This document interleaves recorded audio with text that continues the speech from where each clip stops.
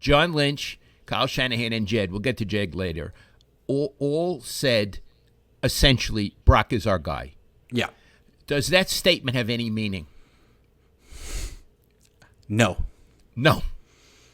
What it is, it's those three attempting to predict the future. And we've seen they're terrible at that. Right. Yeah. So all it was vacant words. Yeah. Vacant words. We got to give an answer. We got to give an answer. So let's sit down and we'll talk to the PR guy. We'll come up. This will be our answer. But in terms of having absolute real world repercussions and reality, it's unknown.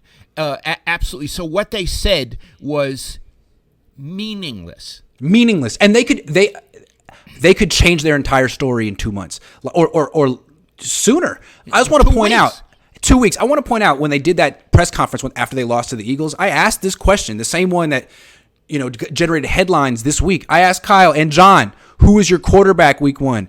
And Kyle said, I haven't even thought about that. We have 2 starting quarterbacks. Not even 2 months later, they've changed their entire story and act like we forgot.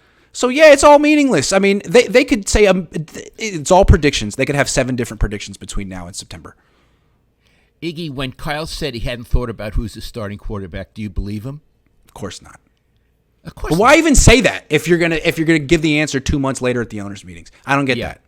Yeah. What changed? Because despite me, but I'm gonna ask you at the owners' meeting, so you can't get away from it. You can't get away from Matt Grant Cohn. You can't. I'm coming. Valdez is coming. Have you ever read that book? I believe I have read that book. Elmore Leonard. Oh, what a book. You kidding? What a book. Yeah. That Valdez, he was something. He was. A little cocky says, if you assume that Trey isn't good and the Niners know it, then all their actions since he was drafted make sense. They obviously can't come out and say he sucks, but their actions say he does, though. Here's another thing, though. I kind of agree with that. Here's the thing, though. Someone asked Kyle Shanahan today, why is it so hard to evaluate quarterbacks and coming out of college? And Kyle said, well, you got to see him in the game.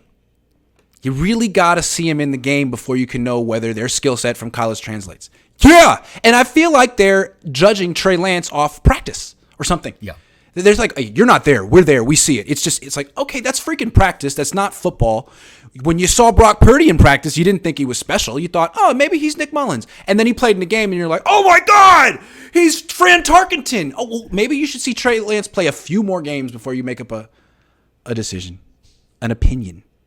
But it seems like they don't believe in him at all anymore, based on nothing. But it seems like they don't believe in him anymore. Interesting, right? I agree. Kyle Shanahan looks like the kind of guy who makes up his mind. He watches a practice or two and thinks he's got it. Yeah. He's got it. And again, I want to say that this triumvirate, John, Kyle, and Jed, has not been good at creating quarterbacks. Getting the right quarterback, developing quarterbacks. Right. It's not what they do. When they keep going for quarterbacks who have proven nothing, instead of letting them prove something. They went for Jimmy Garoppolo. He'd played 2 games with the Patriots. They went for Trey Lance. He'd started 1 season in college. Yeah. They're going for Brock Purdy. He started 8 games. Like, it's always Kyle being like, oh, that's the one. I can see it. I'm Kyle Shanahan. Like, dude, you've been wrong 10 times in a row. Why don't you just let it play out?